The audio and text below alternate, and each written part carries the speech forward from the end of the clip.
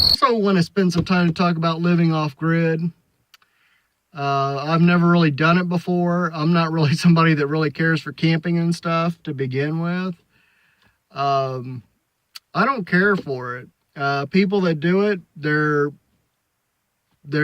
much tougher than I am, or they're stupid, or a combination of the two. And I kind of mean that as being funny. I don't mean to try to insult anybody. I'm probably just a sissy. I like my conveniences. I like electricity. I like a toilet, a flushable toilet. You know, I like those conveniences. And if one of the, you know, if the shit hits the fan one of these days, you know, I'm probably really going to be hurting. I'll have to adjust. It's something that I won't have any say in, and it'll be a little rough, but it can be done. But until I have to, until somebody twists my arm and make me give up electricity and toilet, a flushable toilet, I'm not going to do it, even if it does cost me a little bit to get those things installed. Just the convenience, you know, to me it's nice. I think there's a lot of hidden costs to other ways. Like, for example, what I've been doing is if I need to run to the restroom, and I don't mean number one, I mean number two, I'll run to town, which is several miles away. And that takes up a lot of time and energy and gas, and that's something I don't really want to do any more than I have to. But that's usually at least a daily trip. And of course I got to go in for other supplies, ice, because I don't have a refrigerator. That's cost, you know. So you figure $1 a day to drive into town, then you got $1 or a gallon a day in generator costs for the generator to run for a few hours a day. And then you've got a couple dollars for ice. You know, let's just say $2 for each of those. That's $6 a day. That's $180, $200 a month just for those items. If you've got water and if you've got electricity, I mean, I know it costs a little bit to get those things sometimes installed, but gee, you know, I'm barely breaking, you know, I'm going to be breaking even, and that's talking about having all those conveniences, you know, versus paying a couple dollars a day in gas to drive to town.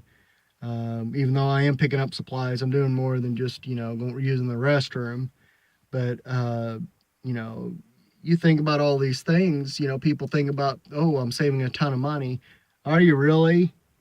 You know, I don't know, at least I'm not. And so, you know, I'm really looking forward to getting electricity to where I don't have to go out and buy ice to keep things cold.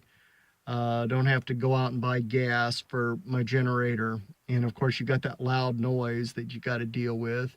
And then, you know, putting wear and tear on your vehicle, and then,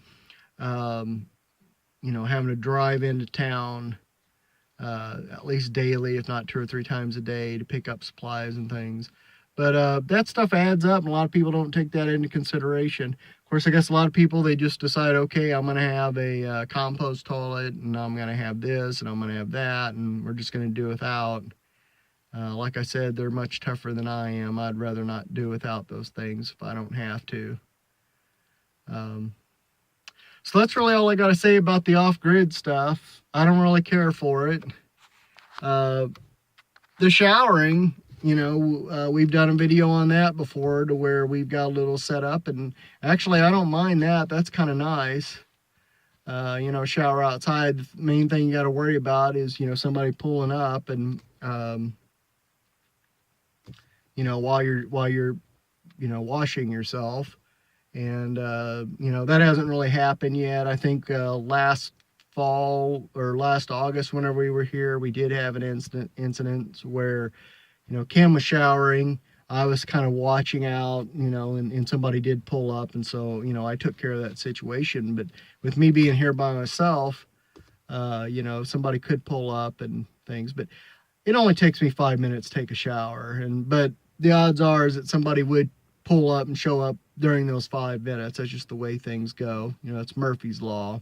Okay. And one thing that I found out is almost everything that we've done that I've tried to plan, it's backfired, that things have come up, that issues have other things have come up that has caused it to not work out, which to me that's very frustrating, because I like to try to plan. I like to try to especially if I know I'm dealing with outside parties. I know that trying to work with people, trying to get that stuff lined out, sometimes the earlier you can start, sometimes the better.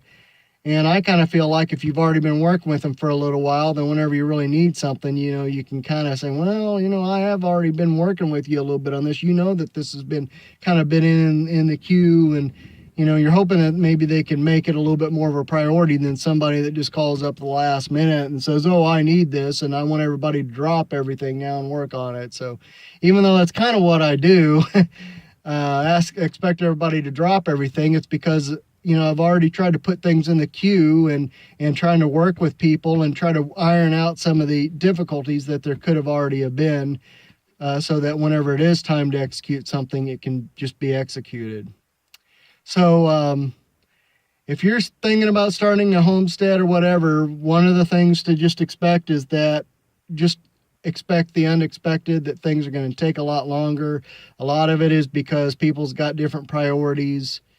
To you, it's really important. To you, it's really a high priority. To them, it's just something else in the queue, that they have to do. So, every once in a while you run across somebody that is really great to work with, that they drop everything and help you. But what I found out is that the vast majority of people, it just isn't that way, that they're overworked, or they don't care, or it's just another job, or whatever, and so it's going to take time, and you've just got to plan for that. And, that's the experience that I've had. And I hope that this experience, sharing this experience with people may help other people to at least to change their expectations that things are just going to take long. I want to thank people for watching this video and listening to some of what's been going on. We really appreciate our viewers and friends and family that's watching this.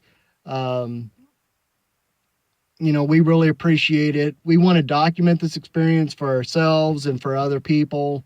And we just think that what we're doing is a little bit unique compared to some of the other channels that we've seen. And, maybe just give it a slightly different perspective than what other people have done. Also, we're one of the few homesteads that are down south. A lot of the homesteads are from people that are up north, and so we're hoping to give a different perspective than what other people are giving. All right, well, thank you. We'll see you later. Bye.